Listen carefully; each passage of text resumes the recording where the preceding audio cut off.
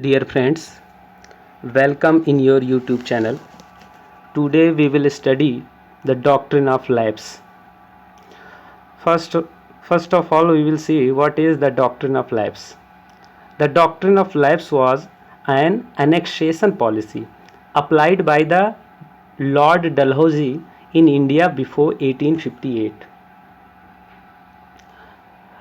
The doctrine declared that if an Indian ruler died without a male heir, his kingdom would lapse and become part of company territory. तो मित्रों, इसे हिंदी में सहायक संधि या व्यक्तिगत नीति कहते हैं, इसे हड़प नीति भी कहते हैं। तो इसे मेनली व्यक्तिगत नीति ही कहते हैं। तो हम इस वीडियो में व्यक्तिगत नीति के संबंध में अध्ययन करेंगे। देखिए, लॉर्ड डलहौजी का शासनकाल, ये गवर्नर जनरल था भारत का। इसका शासनकाल 1848 से 1856 ईस्वी तक था।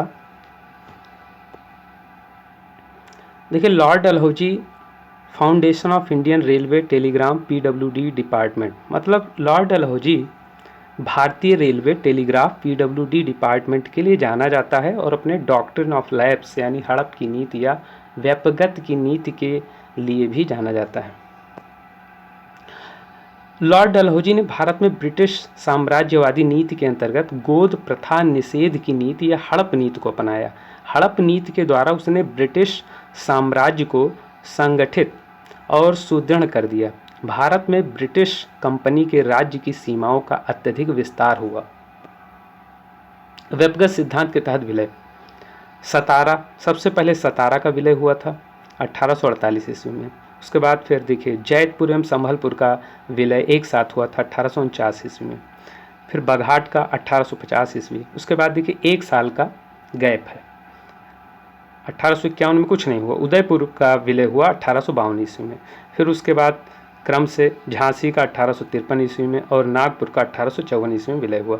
इसके बाद फिर 1855 ईस्वी में करौली का व्यक्तिगत प्रस्ताव आया, लेकिन कोर्ट ऑफ डायरेक्टर्स द्वारा इसे अस्वीकृत कर दिया गया। तो यहाँ पर ध्यान रखना है कि सब क्रम से लगे हुए हैं। सतारा 1848 ईस्वी, जैतपुर एवं संभलपुर 1849 ईस्वी, बघाट 1850 ईस्वी। इसके बाद एक साल किसी तरह की हड़प नहीं होती। उदयपुर 1852 में हड़पा जाता है, झांसी 1853 में, नागपुर 1854 में। फिर उसके बाद कुछ नहीं होता। 1855 में करौली का व्यक्तिगत प्रस्ताव आता है, लेकिन कोर्ट ऑफ डायरेक्टर्स द्वारा स्वीकृत कर दिया जाता है। इसके बाद हम लोग आगे देखते हैं। 1857 के विद्रोह का प्रमुख राजनीतिक कारण ब्रिटिश सरकार की गोद निषेध प्रथा या हड़प नीति थी। यह अंग्रेज़ों की विस्तारवादी नीति थी, जो ब्रिटिश भारत के गवर्नर जनरल लॉर्ड डलहौजी के दिमाग की उपज थी। कुशासन के नाम पर लॉर्ड डलहौजी ने अवध का विलय करा लिया, जिससे बड़ी संख्या में बुद्धिजीवी, अधिकारी एवं सैनिक बेरोजगार हो गए। तो हम लोग देख लेते हैं। देखिए, आगे बढ़ने से पहले कुछ चीज़ें और जानना जरूरी है। जैसे सतारा राज्य का विलय हुआ था 1848 ईस्वी में। इसकी वर्तमान स्थिति महाराष्ट्र है, यानी ये महाराष्ट्र में स्थित है। जैतपुर 1849 ईस्वी में विलय हुआ, मध्य प्रदेश में स्थित है। संभलपुर उड़ीसा में स्थित है, 1849 ईस्वी में इसका विलय हुआ। बघाट पंजाब में स्थित एक राज्य है, इसका विलय 1850 ईस्वी में हुआ। बघाट पहले पंजाब में था, अब तो खैर ये बदल गया, आगे हम आपको बताएंगे अब ये कहाँ पड़ता है वर्तमान में। उदयपुर मध्य प्रदेश में स्थित है, 1852 में विलय हुआ। झांसी उत्तर प्रदेश में स्थित है, 1853 में इसका विलय हुआ। नागपुर 1854 में इसका विलय हुआ, ये महाराष्ट्र में स्थित है। अवध, जिसे अब लखनऊ कहते हैं, 1856 में इसका विलय हुआ, यह उत्तर प्रदेश में स्थित है। इसके बाद देखिए, महाराष्ट्र में दो हैं, एक सतारा, दूसरा नागपुर। सतारा और नागपुर महाराष्ट्र में स्थित हैं। तो हम इसे कैसे याद रख सकते हैं? इसको याद करने का तरीका है महाराष्ट्र के नागपुर के संतरे, यानी महाराष्ट्र के नागपुर के संतरे, इसके माध्यम से हम इसे याद रख सकते हैं। महाराष्ट्र से महाराष्ट्र, नागपुर के संतरे, संतरे से सतारा, नागपुर से नागपुर। महाराष्ट्र में नागपुर और सतारा दो राज्य स्थित हैं। फिर उसके बाद झांसी और लखनऊ या अवध, ये उत्तर प्रदेश में स्थित है। इसको कैसे याद रखें? इसको याद करने का तरीका है यूपी का झोला।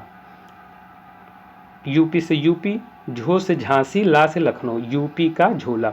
इसको याद करने के लिए हमारी युक्ति होगी, यूपी के, अब दोनों को मिला लेते हैं, महाराष्ट्र और उत्तर प्रदेश दोनों को मिला करके अगर हम बात करें तो युक्ति होगी, यूपी के झोले में महाराष्ट्र के नागपुर के संतरे। तो यूपी के झोले, झो से झांसी, ले से लखनऊ, झांसी और लखनऊ या अवध उत्तर प्रदेश में स्थित है, और महाराष्ट्र के नागपुर के संतरे, नागपुर से नागपुर, संतरे से सतारा, नागपुर और सतारा महाराष्ट्र में स्थित है। तो झांसी और लखनऊ या अवध उत्तर प्रदेश में, नागपुर और सतारा महाराष्ट्र में स्थित है। इसके बाद देखिए मध्य प्रदेश में, मध्य प्रदेश में कौन कौन से राज्य स्थित हैं? जैतपुर और उदयपुर मध्य प्रदेश में स्थित हैं। इसको कैसे याद रखेंगे? इसको याद रखने का तरीका है, मध्य प्रदेश में उदय जी, मध्य प्रदेश में उदय जी, उदय से उदयपुर, जी से जैतपुर, तो उदयपुर और जैतपुर मध्य प्रदेश में स्थित हैं। इसी तरह से बघाट पंजाब में स्थित है। देखिए बघाट आज़ादी से पूर्व पंजाब में था, आज़ादी के बाद यह हिमाचल प्रदेश के सिरमौर एवं सोलन क्षेत्र में स्थित है। तो इतना याद रखना है कि बघाट आज़ादी से पूर्व पंजाब में था, लेकिन अब ये हिमाचल प्रदेश के सिरमौर एवं सोलन क्षेत्र में स्थित है। इसके बाद संभलपुर की बात कर लें तो संभलपुर उड़ीसा में स्थित है। तो इसको याद रखने के लिए हमारा तरीका है, उड़ संभल कर उड़, जैसे कोई पक्षी है तो मुझसे कह रहे हैं कि संभल कर उड़। अब हम लोग आगे देखते हैं,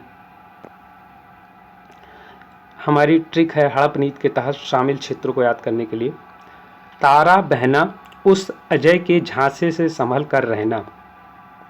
व्याख्या देखते हैं, तारा से सतारा 1848 ईस्वी, बा से बघाट 1850 ईस्वी, हा से हड़प नीति, ना से नागपुर 1854 ईस्वी, उस से उदयपुर 1852 ईस्वी, आ से अवध 1856 ईस्वी, जय से जैतपुर 1849 ईस्वी, झांसे से झांसी 1853 ईस्वी, संभल से संभलपुर 1849 ईस्वी।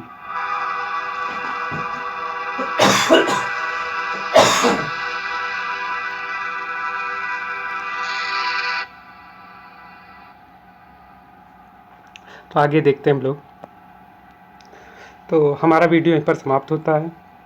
उम्मीद है कि आपको यह वीडियो पसंद आया होगा। अगर पसंद आया हो तो आप इसे लाइक कीजिए, शेयर कीजिए, और अगर आप हमारे चैनल पर नए हैं तो इसे सब्सक्राइब कीजिए और बगल में बनी हुई बेल आइकन की घंटी को भी प्रेस कीजिए। फिर मिलते हैं किसी अन्य वीडियो के साथ, तब तक के लिए जय हिंद।